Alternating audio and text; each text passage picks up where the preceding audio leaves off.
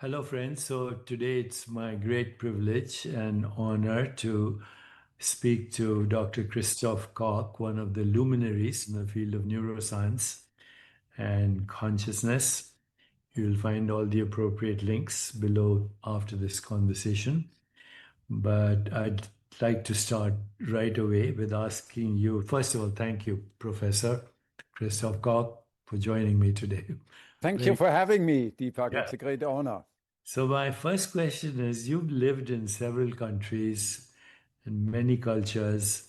I was reading up on your life, and I'm just curious how did that shape your curiosity and worldview living in so many countries? The only constant is your family.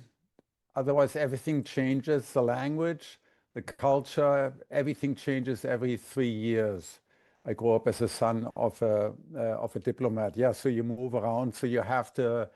The only constant is you and your family. So this affected me in a variety of ways. I don't have the experience of having a true, what in German we say Heimat, a true sort of home where I feel, we have deep, deep, deep connection because, I lived here for 40 years and my parents and my great parents also lived here. That's not the case for me. So I'm sort of more of the modern, somewhat less rooted people. Like a gypsy almost. Yes, yes, yes. I'm curious, was there a moment in your childhood that sparked your initial fascination with consciousness? Yeah, so I grew up in a very devout Catholic family. And one thing, of course, as a Catholic, you're taught that, only humans have souls. And I remember from the earliest on, I also grew up with dogs. I love dogs. Dogs are one of the greatest gifts that the universe has bestowed on us. And I realized very early on that whatever we have, whatever is our true innermost soul, if there is such a thing, we share it with dogs and by extension with all living creatures. So there has to be something universal that is true for all of us, and that faith, that belief has not left me. And so I think conscious experience, right? This is what I study all my life. Conscious experience, we all have it, whether that's dogs or other mammals. It's very likely it extends throughout the entire tree of life. In other words, it probably feels like something to be a fly or to be a little roundworm. And it may also feel like something to be a plant. And possibly it may also extend beyond, outside the domain of the organic. It may extend to nature at large. That's something difficult to know for sure. You have a background both in physics and philosophy, and these are quite different disciplines, at least traditionally. Has your approach to neuroscience and the study of consciousness been influenced both by philosophy and what we call traditional neuroscience? Yeah, so in one sense, I'm a traditional neuroscientist. I study the brain, the physical brain, whether that's the brain of humans or in our case of mice. So it's a piece of matter. It's a piece of furniture of the universe like no other, subject to the same laws. There isn't anything supernatural about the brain. But of course, the brain is associated with this thing we call conscious experience. The only way I know that I exist is because I am conscious. Tonight, when we go to bed, in the early part of the night, I will cease to exist for myself, right? I will go into a dreamless sleep, a deep sleep. And if you wake people up in during deep sleep and you wake them up and say, "Where did you come from?" People typically will say, "I came from nowhere and suddenly I'm here." And so again, it tells us that consciousness is the only way I know I exist at all. This, of course, in Western tradition, this goes back to René Descartes' cogito ergo sum. And then later on, even later on during the night, early in the morning, I wake up inside my sleeping body and I have experiences. I exist for myself, right? We call them dreams, but that's another state of consciousness. And so the challenge for both physics and neuroscience, I mean, physics and all the allied science, including neuroscience and philosophy, is to explain what is the relationship between sort of these inner experiences, love, hate, seeing, hearing, being bored, having an ecstatic experience, and the physical substrate. Presumably there is a relationship. We know there is because a hard hit with something on your head, you will lose consciousness. So we know that somehow this thing, this organ inside his protective skull is related to consciousness. But how can that be? What sort of philosophy do we need in order to accommodate experience into the world? And how does experience arise from the physical? So particularly in the West, we most of us believe in the physical, right? It's called materialism, or the modern version physicalism. So what is the relationship between the physical, this stuff, this sort of hard stuff that matter and energy is made out of, and this more ephemeral stuff that defines everything about us? I'll get to where you are in your current thinking in a moment, but I want to slowly get there, tracking your history a little bit. So I know you were teaching at Caltech, you were a professor there, then you went to the Allen Institute of Brain Science. What motivated that shift? I loved academia. And I was there, as you said, for 25 years at Caltech, I mean, it's sort of the best ivory tower I can think of. But also there's something limiting about being at a university, in particular the type of research you can do at university versus going in a private. So I went to the Allen Institute, founded by Paul Allen, the Microsoft co-founder with Bill Gates. And he gave us a lot of resources to do things at a very large scale and doing things that are very reproducible. All of the biomedical science, Deepak, suffers from what's known as a replicability crisis, that two out of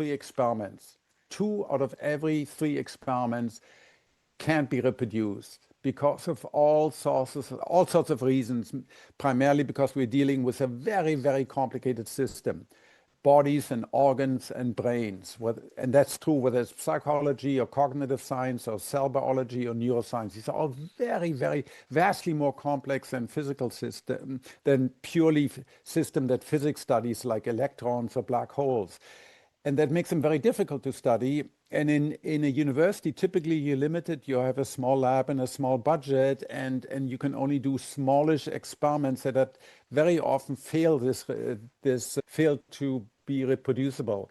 And so at the Allen Institute, we're given so many resources where we could do things at large scale and really generate what's called foundational data set and make them available to everyone. So everything we do is made available free to anyone. You don't need a login. And so that mission really attracted me. Yeah, I knew Paul very well. In fact, I went to two of his, birthday parties on big yacht trips from Yes, on the all the way to St. Petersburg from Finland, and he was quite a generous and he was, lavish host he as was, well. yes, he was. So I think the world may or may not know your early collaboration with Francis Crick. What was that like? And what did you learn about consciousness those years? Because, for many decades now, the astonishing hypothesis of Crick has dominated science. I'm curious about those years. Yeah, so Francis Crick and I got together when I was a young assistant professor. I had not yet obtained the holy state of tenure. And Francis Crick at this point had moved from England, where he worked on, co-discovering DNA and decoded the genetic code of life. He moved to Yorktown, in fact, right? He moved to La Jolla. And we got together then and wrote our first paper in 1990. And then we published 16 papers. And we focused on the practical operational approach to consciousness. So we decided, okay, philosophy hasn't solved this problem. We decided, so let's just do good old neuroscience. Let's look at in animals and in people, particularly in mammals, in non-human primates, and in cats and in mice and in humans. Let's study the physical substrate of consciousness in the brain. when people, for example, there's certain types of illusions, we talked and we wrote about it, called binocular rivalry, when you see something sometimes, and sometimes you do see it, sometimes you don't, although it's always physically present in front of you. So various processes, sometimes you consciously see it and sometimes you don't. Well, this, for example, is a simple experiment that we can use to track the footprints of consciousness. So we advocated for this empirical program called looking for the neural correlates of consciousness, the NCC. And there are probably now 1,000 labs worldwide that do this sort of approach, just looking at the footprints of consciousness in the brain. Where are they? Are they in a particular part of the brain? Are there particular types of neurons? Do they have a particular signal, like 40 hertz, these reverberations, these electrical waves that you can see in EEG? This is an entirely empirical project. So it doesn't suffer from what David Chalmers, the philosopher, calls the hard problem. And ultimately, sooner or later, science will fully be able to track all the footprints of consciousness in the brain, whether it's a human brain or brain of a related species.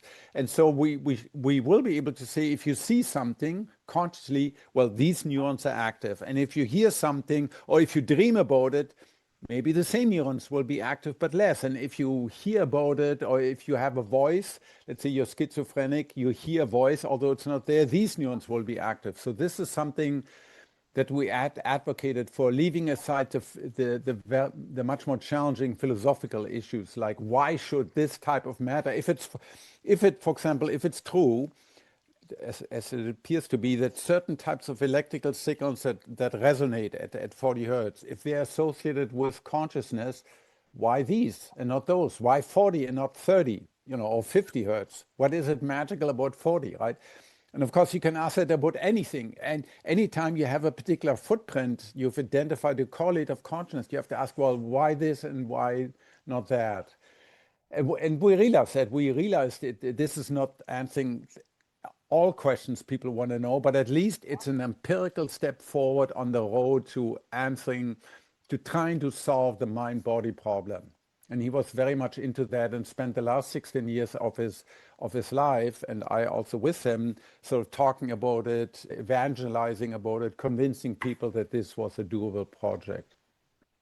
And I think maybe we're almost there now with all the new technologies, that every experience has a correlate in the brain. It doesn't matter what the experience is, mental, conceptual, perceptual, dream. So that we're getting there. And I've seen you remark that the mind body problem is now tractable scientifically. So, what technological or conceptual advances have made this possible? Methods is probably brain imaging. 30 years ago when we started, you couldn't really routinely look into, visualize what people were thinking inside their brain, right? We didn't have access. And then with magnetic resonance imaging, this became possible and is now routine. Same thing, EEG as a technology, although it's been around for 100 years, has gotten now much better, so we can track things much more accurately. Mind you, we're still very far away. So the actual actors that we think are relevant for any conscious experience are neurons, individual nerve cells, and they're tiny. You have roughly 100 in a little piece of quinoa grain, brain matter. There are 100,000, and there's like several miles of wiring in this tiny grain. And of course, our brain is much bigger, 3 pounds.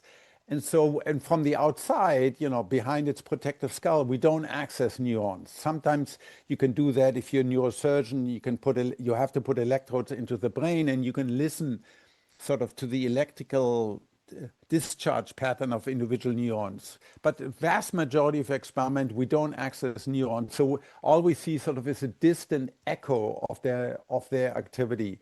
But this is beginning to be good enough. And of course, people now build brain-machine interfaces which typically do go through the skull, and you do try to listen to individual neurons, where you can really begin in much more detail and with much more fidelity begin to pick up individual thoughts and translate those into action. So people that are, let's say, paralyzed can use this brain-machine interface to to turn on, to spell things or to turn on things, or we can begin to listen into the inner speech.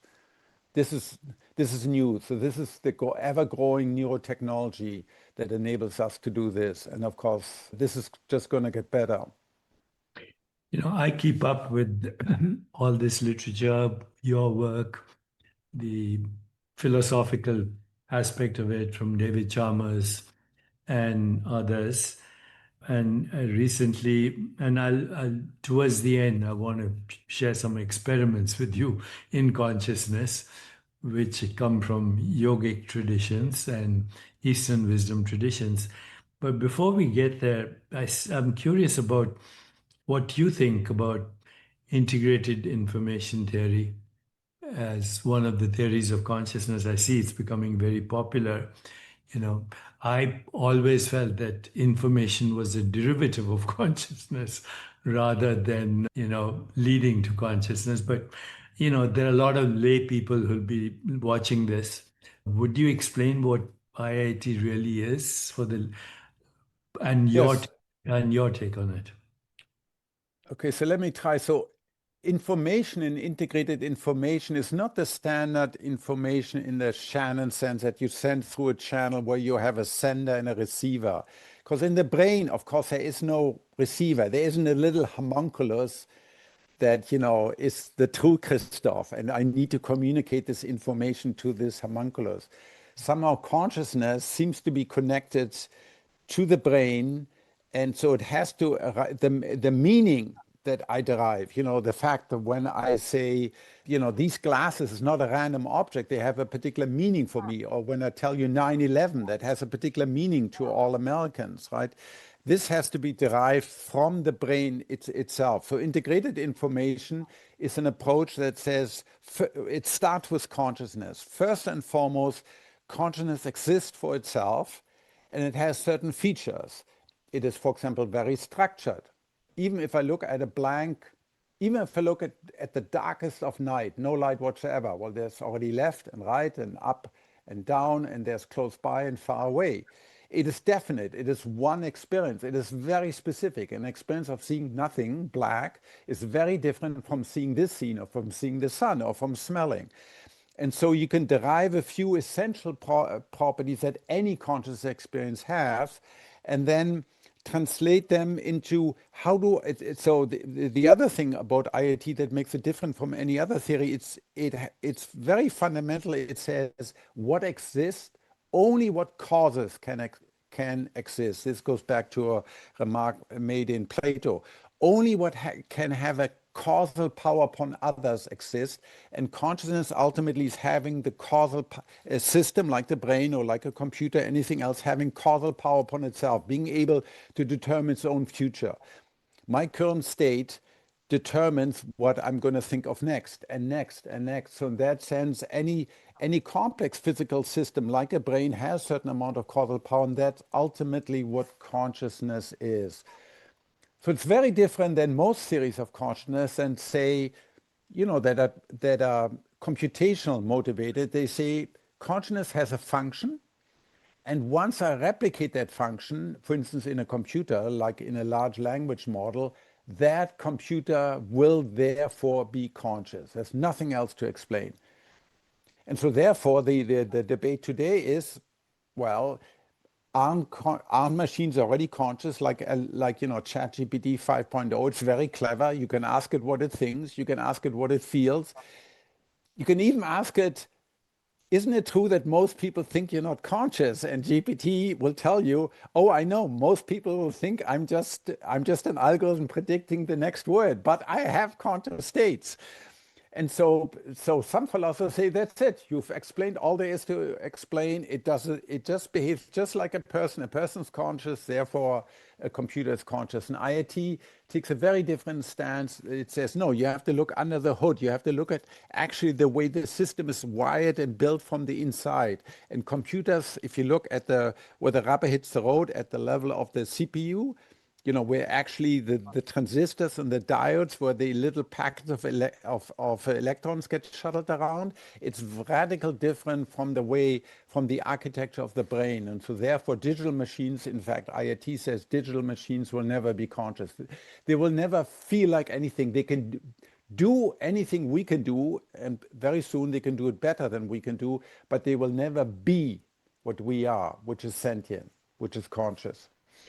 Which is exactly where I was going to go with my next question. I don't know if you know, but my newest book is called Digital Yes, Dharma. yes. And it's about AI and spiritual intelligence.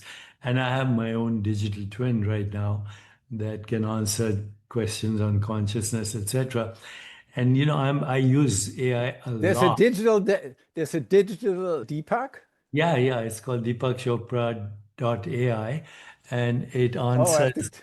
a question. I'll send you a link. It answers question in any language with my accent and with me. So you can ask in Chinese or Russian or whatever and answer your question. So, I also realize, And you fed all of it. It'll tell me what you would have said, or yeah, most likely would yeah, have it's said. not a large language model.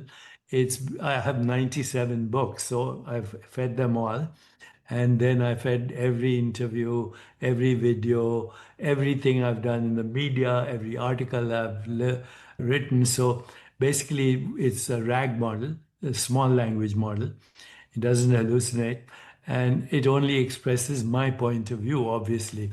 And what happens is when you start using these things, you start getting internally convinced. It's like there's somebody at the other end, but there's nobody. It's just a bunch of algorithms.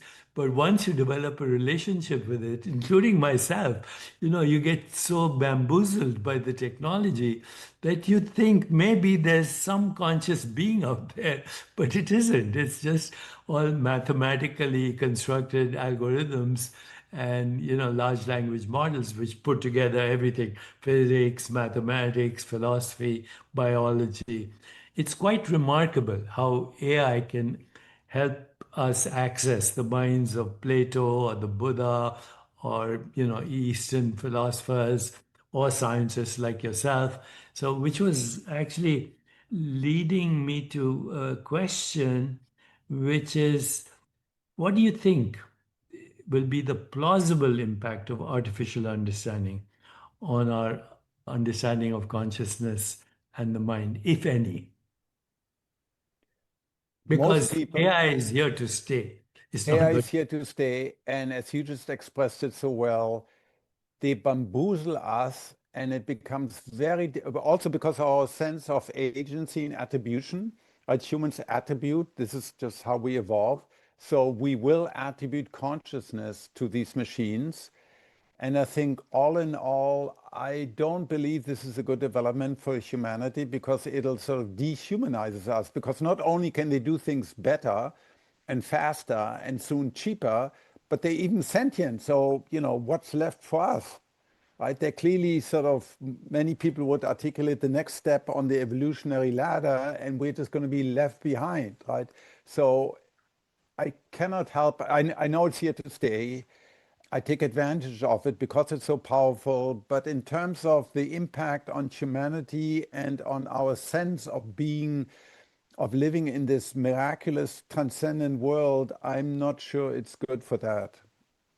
Yeah, I've kind of followed the history of technology from before we were Homo sapiens. Homo habilis discovered fire. They were using flintstones. We are cre- creatures of technology between the ages of 1887, 1903, less than 20 years. Humans came up with the light bulb, the automobile, the airplane, and the telephone. And I imagine myself living those years shipwrecked on an island for 20 years, coming back, and the world had leapfrogged into a new cultural and social evolution in less than 20 years. I think we're doing that with AI. We have to be Yes. very careful because it is leapfrogging our cultural and social evolution, but it's also, I fundamentally even think, and I get a lot of eyebrows raised when I say this in public, that, anytime you use a new technology, first of all, it's irreversible. Secondly, technology, the use of technology, now that we know a little bit about epigenetics and neural landscapes as they change through experience, neural correlates as they change through experience. I think AI probably, as it moves into VR, XR, MR, immersive experiences, might even change our biology, that we might actually evolve into a new species because it's changing epigenetic activity, certainly. It's changing the neural landscape, certainly. Are we evolving into a new species? The landscape, in principle, yes. In practice, the evolution of, if you look at brain-machine interfaces, so once you put, it is remarkable. I couldn't agree more. 10 years ago, people were still debating, will machines ever get consciousness? We need the Turing test. And now, 10 years later, with LLMs, it's all over. Clearly, they're as intelligent as we are, and they'll get more intelligent. But it's one thing to move information around. It's very different things to move. It's easy to move bits around. It's very difficult to move atoms around. And so, for example, when you look at the history of brain-machine interfaces, right? When we're talking about, can we change our own biology or including our own genes, that takes place at a much slower pace, right? The first genetic experiments, I still remember it was in the late 90s when they did the first gene therapy, and it's still pretty rare that gene therapies are done. Brain-machine interfaces, despite, all of Neuralink, they've done 3 patients so far. They're probably worldwide 300 people, I would say, 250 patients that have brain-machine interfaces. Because, it's once again, it's vastly easier to move bits around than it is to put electrodes into the brain, to have them stable, to not have cause an anti-inflammatory reaction, etc. That just takes so much longer. So, yeah, the evolution of that is going to take a long time. Okay, I'll come back to that when we discuss neural correlates and where I come from. But I read your book, Then I Am Myself the World, where you share personal explorations of consciousness. And we'll put a link to that book at the bottom. And you share that practices like meditation, psychedelics have shifted your perspective. In what way, Chris? Well, I always, so my entire life for the last 50 years, I've been what's called a physicalist, right? So someone who ultimately believes that the world consists out of physical stuff, which is really matter and energy. And then somehow consciousness gets bolted onto that. How is always mysterious. But then I had this remarkable experience that I briefly talk about in my book, Then I Myself the World. In fact, that the title is taken from an opera by Richard Wagner, Tristan and Isolde, when the second act, the eponymous lovers, Tristan and Isolde, have this mystical experience and become one with each other and one with the universe. And this is what happened to me. I lost the sense of self. The Christof, that voice was totally gone. There was no sensation of body, anything. Instead, there was this, I felt I became one with the plenum, with everything, with sort of cosmic consciousness or whatever you may call it. I know it all sounds very much, as a scientist, sounds very woo-woo, but that's what I experienced. And I was What was in it, by the way? What is it? LSD, ayahuasca? What was it? was Psilocybin? it was part of a ceremony in Brazil that I underwent. And as part of that, I had this mystical experience, and it left me completely discombobulated for, this happened 2 years ago, so certainly for the next several months. And because I thought, well, the experience was that maybe when Christof came back, as it were, I said, oh my God, maybe everything is maybe the Vedanta and idealism has it right. Maybe everything is truly phenomenal, it's truly mental, and then the physical is just a manifestation, it's just a manifestation of the mental. Oh my God, have I been wrong my entire life? But then, after a while, as what's that great book? After the ecstasy, the laundry, right? So you still have to take out the trash and do your laundry after you had this miraculous, this mystical experience. And I'm still at the end of a day a scientist, and I know science is incredibly powerful, right? It's given rise to mRNA and quantum computers and planes in the entire modern world. So obviously it seems to work. So the challenge is how can we take these very ancient views, both in the East and in the West, of idealism and imbue and fit them in together with our very powerful ability to quantify the world and make predictions in the world using physics and chemistry and all the other allied sciences. And then, of course, you come to, if you hang out with physicists, you very quickly realize that quantum mechanics now has also this issue that what used to be physicalism, what used to be very obviously materialism, particles that have a defined position and a momentum, and you can track them for all in the past and all future. This is sort of my grandfather's materialism. But today, they're talking about, superimposed states, the Schrödinger cat, and then of course these entangled particles that, if I have two particles that are entangled, I can move them to opposite sides of the universe. And as soon as I observe one of them, the state of the other one that's half a universe away is instantaneously determined. Well, that's certainly not my grandfather's materialism anymore. So it turns out that physics at its heart really has a great challenge to define what the physical is. And it seems to, and many physicists, or at least some physicists now begin to argue that there are no true facts independent of an observer, that there are no observer independent facts, that anything so for instance, my bike, I have a bicycle. It has some mass, it weighs whatever, 30 kilo. You might not know that, and I might not know the exact mass of my bike, but it has a mass. Well, physics would say these foundational physicists would say, no, we can't be sure of that. Only once someone interacts with the bike and actually measures it, can you meaningfully say that it has a particular mass? Well, again, this is not classical physicalism anymore, right? Because now it means the observer becomes fundamental. And so now I find myself reading, I just got this book this morning. I see. Oh, Ashtavakra Gita. Yeah, Yes, I read that many times. I'll share with you something very amusing because if you go to the hymns of the Rig Veda, there are hymns on a substance called soma, which is supposed to be elixir of the gods. And constantly they sing hymns to it. And it's obviously, when you read the hymns, it's obviously some psychedelic or combination of psychedelics.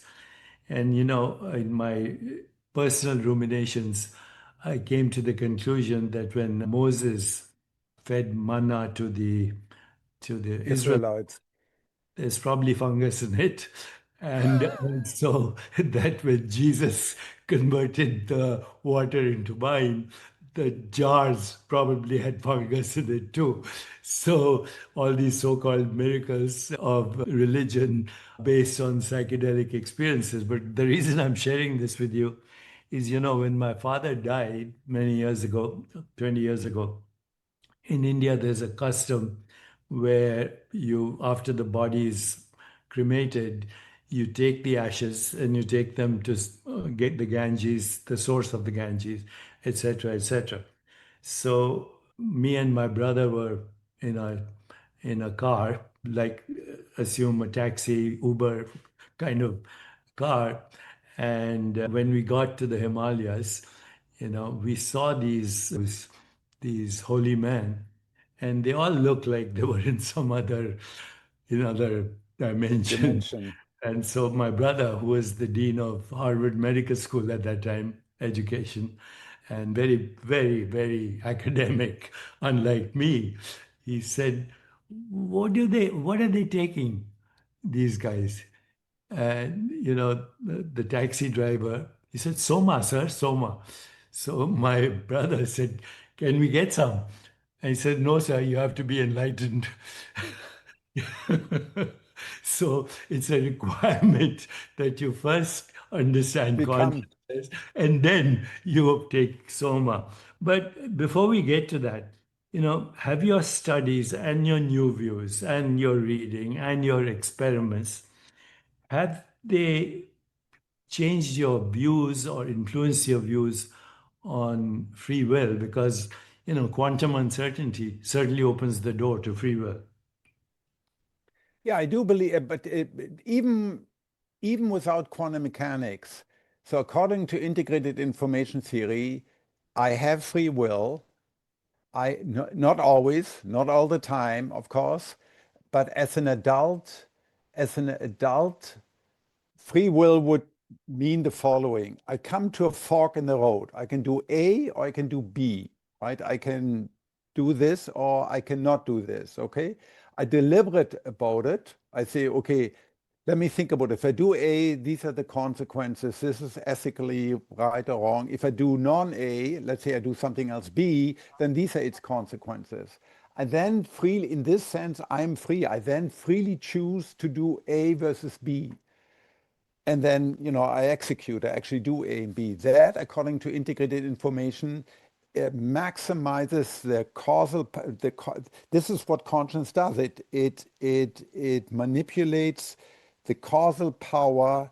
It uses the causal power of the brain to enable a particular future. That is a freely taken decision.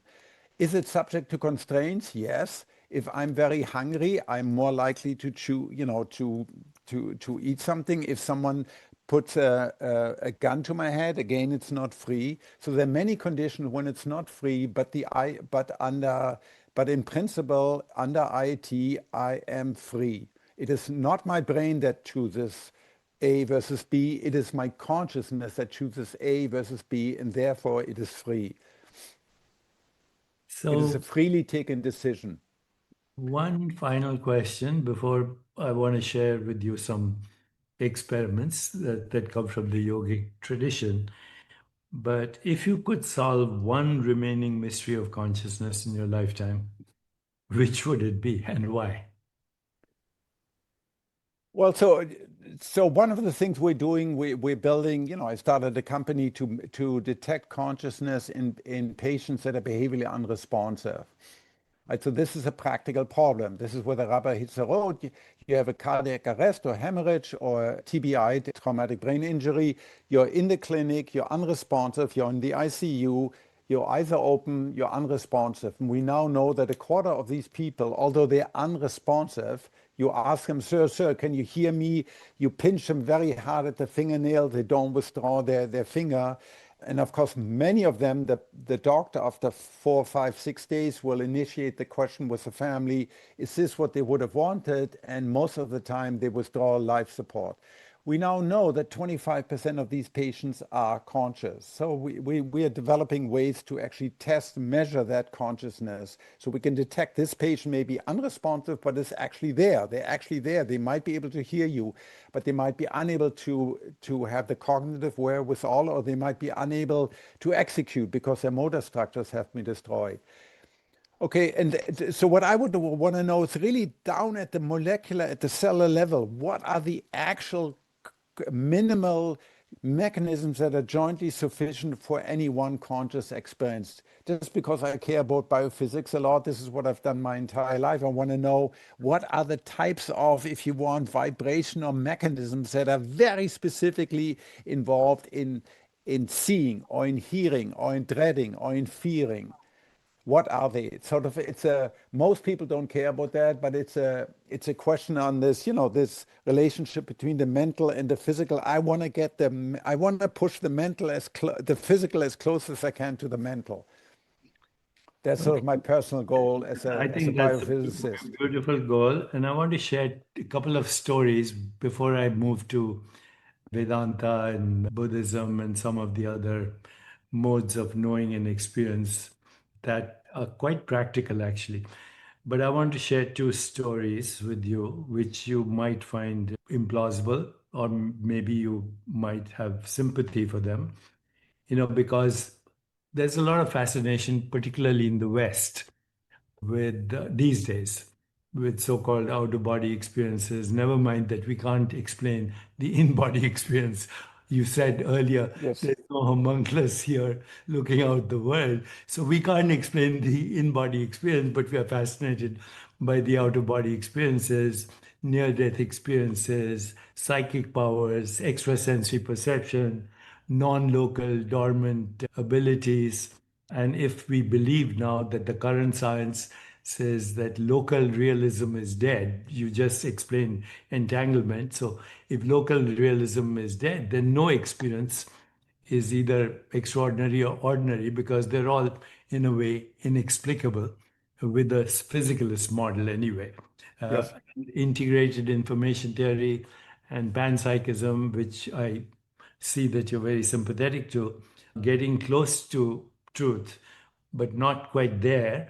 But let me share you two very interesting. In fact, just before this interview, I was interviewing somebody who's making a movie right now, and they created these telepathy tapes. I don't know if you're familiar with them. Yes, I heard about them. So many years ago, almost I would say 15 years ago, a woman called me from New Jersey and she said, my son, who's about 5 or 6 years old, he can read my mind.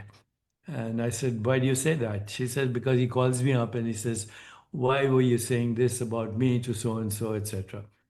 The son was very severely autistic. He was on the spectrum, but very severely. So I went there with a friend of mine who is a professor at UCSD. By the way, I'm now in New York, no longer in La Jolla. Oh, and oh, I Yeah. see. I didn't know. And no, I moved to New York a few years ago. And I also teach at Mount Sinai locally here, a little bit about consciousness, but more about integrative health and all that. So, anyway, this kid was about 5 or 6 years old. He's much grown up, he's in 20 years old, but at that time, very severely autistic. And that, he had very poor mind body coordination. So I said, I took Paul Mills, who's a professor at UCSD, and we took a camera crew and we put this boy in one room and in front of a computer where he could type, but very, very slowly with one finger, he would hit the keyboard. In the other room, we gave the mother a book to read, but this book was basically a children's storybook, and she was not familiar with it, and she was reading it silently. And in the other room, Akhil, this boy, he was typing out what she was reading in the other room. And, we had a camera crew, so we documented the whole thing. And he was typing out exactly what she was reading silently in her mind. So afterwards, I went to this kid and I said, Akhil, how do you do this? And he said, I love my mother so much that I can get inside her head, then I see what she sees. I read what she's reading. So at that moment, that was a very beautiful expression from a 5-year-old kid who's over the years lost this ability, over the years. So Slowly, he he does not have it anymore. not to that extent. No, he's 20 plus. But I thought, in the Vedic tradition, the subject object split is considered artificial. So the subject of experience and the object of experience are basically fundamentally the same, the observer and the observed. Now, I know in quantum mechanics, the observer can be any classical system. It doesn't even have to be a human conscious being. But in Vedanta and these other traditions, the observer is always non local. And the mind, with its thoughts and feelings and imagination, is an object. It's not the subject because it appears on the screen of consciousness. So the mind, the intellect, the ego, the physical body, and the physical world are all a unified process in a singular consciousness, which is outside of space-time, very close to what we're calling non-local realism. And one of the experiments would be, yeah, I'm moving my finger against my thumb. So which is the observer and which is the observed? Which is the feeler and which is being felt? So, you could switch to anyone. You could say the finger is feeling the thumb and the thumb is feeling the finger. But actually, all you're experiencing is a bunch of sensations and perceptions. This is a visual sensation. This is a visual sensation. This is a tactile sensation.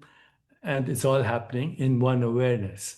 And the subject and object can be switched anytime, just through a shift in consciousness. Like those pictures that you see, you see those pictures where you have a mother-in-law, daughter-in-law, The father-in-law. bistable. Yeah. So Yeah. there's a superposition of not quanta, there's a superposition of possibilities of experience. And that once you decide, you give meaning to the experience, then it becomes a construct. So if I ask you, what is this? You would say it's a hand. If I would say, what is this? You would say, this is a shirt. If I ask you, what's there behind me? That's a statue.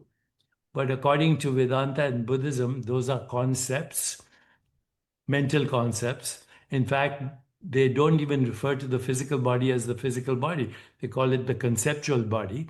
And in the deeper realms of this experience, anything that's conceptual or perceptual or causal is not real. So anything that you can conceive or perceive is not real. What is real is consciousness fluctuating with what they call in Sanskrit vrittis. Vrittis means fluctuations, literally, like strings. And these vrittis are in the form of sensations and raw sensations. This is a color, this is not a shirt. Okay. And color does not exist in the physical world. Even photons don't exist in the physical world because they're human constructs. So the word shirt, the word hand, the word body, these are mental constructs. Fundamental reality is neither conceptual, nor perceptual, nor causal. And that fundamental reality is called consciousness, which is a superposition of possibilities of experience shaped by belief and mental construct in the same way latitude and longitude or Greenwich Mean Time or Wall Street are mental constructs. We created them. And so the entire physical universe and or multiple verses, they're called lokas, multiverses. Lokas, Sanskrit for location. These are not locations in space-time, but they are frequency domains of a singular consciousness.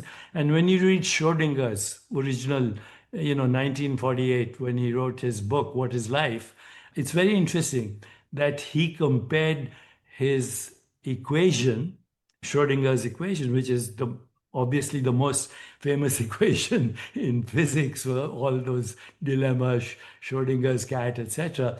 But in his book, he says, my equation, Schrodinger's equation, is a mental construct for Atman and Brahman. I mean, I don't get it. Why this has escaped everybody's notice in the quantum mechanics, Copenhagen interpretation. When I talk to people like Sam Harris or others, my students know more than Einstein knows, etc. We've gone so much to the extreme of physicalism that we perhaps don't And can understand. I ask? No, we don't. And the conventional, of course, conventional quantum mechanics doesn't worry about it, right? Shut up and calculate, Yeah. right? Don't Yeah. worry about it. But what happened in this boy? What is physically? So you said, he accessed his mom's consciousness. Fine. What happened in his brain between age 5 and age 20 when he lost his ability? What is it? So what is it more generally that allows sometimes under some condition? Right now, I don't access your mind, right? And you don't access my mind. So But what where is is it? this experience happening? This experience you and I are having right now, which with the computer as an interface and people all over the world watching it, Where is this happening? Vedanta would say it's happening outside of space-time in consciousness. The fact that it appears local is an illusion. What happened in this boy's brain is what happens to any child before it's given a name. So, I'm born, I'm given a name, Deepak. As soon as I'm given a name, certain constructs come. Deepak is this form. Never mind that the form began with a fertilized egg. Okay, and now it's this, all the way to dusty death. But as soon as you give a name to that which is nameless and without form, it becomes an object. And you are reifying an experience in consciousness and calling it as object when in fact there is no such thing as an object. It is an experience in a non-local consciousness where subject and object are one. So this little boy, because of his severe autism, his mind was not conditioned into constructs.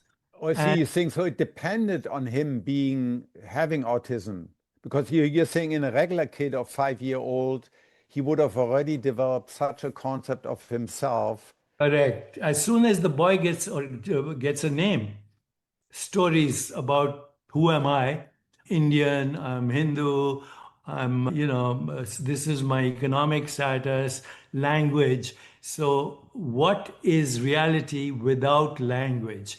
And when you go deeply into the etymology of language, at least in Eastern wisdom traditions, language is not something we created or came about in the brain. In fact, brain centers for language exist prior to language, and those neural correlates. You can teach a boy or a child or a woman, girl, any language. You can teach them 20 languages, and consciousness will adapt to that, and then the neural correlates will adapt to that too. So consciousness is basically fundamental. It is without cause. It is irreducible. It is not in space time because even space time is experience in consciousness. The brain is a correlate of mental experiences which are modified consciousness. In other words, panpsychism, integrated theory still assume the existence of matter, whereas in Advaita Vedanta, matter is a concept in the way for a perceptual activity in humans, not in other species, because they have their own, a bat experiences echo of ultrasound. A dragonfly has 30,000 lenses and 360 degrees vision. A snake experiences infrared. We now have the ability to tap through VR, but we have been living in a VR all our life. And the brain, the body, and the universe are part of the VR. So That's would the you say for humans, so if we just stick with humans for now, that it's a necessary condition in order to experience to experience the reality of consciousness, to lose a sense of self? to lose the sense of self. Because when I look for Deepak Chopra in my meditation, I can't find him. I say Deepak Chopra is a body. Which one? Fertilized egg, baby, zygote, embryo, teenager, all the way to dusty death. Physically, I can't find an identity called Deepak Chopra. Then I say, okay, emotionally, I can't find that identity either.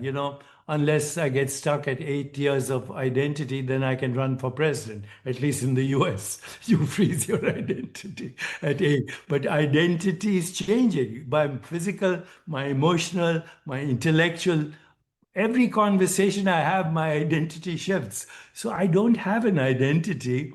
I've been bamboozled by constructs all my life, and yet I can't do without them. I can't do without latitude, longitude. You said science has given us this great gift, all our technology, airplanes, everything we do today is based on science. But maybe science is just manipulating virtual reality.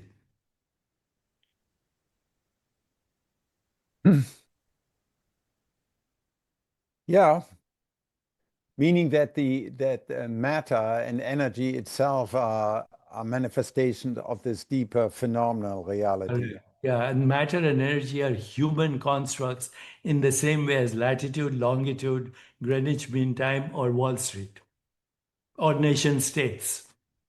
or even ethnicity, because we all came from Africa originally anyway. Except each of these concepts can, of course, like nation state, does have causal power, right? They can start wars, they can put you to death, right? Correct. So the causal power exists only in perceived reality, not in fundamental reality, Yes. which is without cause. In fact, Buddhists and Vedantists go further. They say nothing conceptual or perceptual or causal is real. And so what is the notion of existence then that you're left with? What exists according to Vedantic thought? Virtual reality. And what is the meaning or purpose? Play. It's called the play of consciousness. That's it. There's no purpose other than the infinite entertaining itself by knowing itself in all these different modes of knowing and experience, which are species specific, So basically this with is somewhat virtual close. reality, cosmic arcade. So this is somewhat close to pure to so in the West there's Arthur Schopenhauer, right? Idealism, analytic idealism. So this is somewhat close to sort of Schopenhauer. In his case, it's a will, but the will is just this undifferentiated instinctual thing that evolves according to its own laws that we don't understand, we don't Yeah. have access to. There are no gods, right? No, it's like Wittgenstein, The Wittgenstein had a famous, he says, our life is a dream, we are asleep, but once in a while we wake up enough to know that we're dreaming. Yes. All right. Okay, so anyway, I'd love for our everyone who's watching this to give us their comments, to read Christoph's wonderful book. You Then know, I'm, yes. we give you a link to that. We'll give you a link to that. And Christoph, I have a request, and you can take it or leave it, but we do this conference every year called Sages and Scientists. We just sent you a letter. This time it's in Palm Beach, right next to Mar-Lago, the the the epicenter of non-rationalism. But I would love for you to come either as a panel or give a keynote.